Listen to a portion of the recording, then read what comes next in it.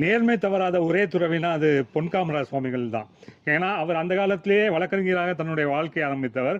பெரும் பொருள் ஈட்டக்கூடிய வாய்ப்பு இருந்தும் அதையெல்லாம் துச்சமென தள்ளி பகவான் யோகிராம் சுரத்குமார் அவர்கள் மேல் கொண்டிருந்த பக்தியின் காரணமாக, அந்த ஒரே காரணமாக தன்னுடைய வாழ்க்கை முழுவதுமே யோக பாதையிலும் துறவு பாதையிலும் அமைத்து கொண்டவர்.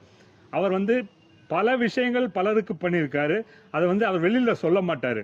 அந்த அளவுக்கு சக்தி வாய்ந்த பொன்காமராஜ் சுவாமிகள் பல முறை யோகியோட தரிசனத்தை பெற்றவர். ஆரம்பத்தில் ஒரு சிறு உடல் உபாதையின் காரணமாக திருவண்ணாமலை போய் யோகிராம் சுரத்குமாரை சந்திச்சார்.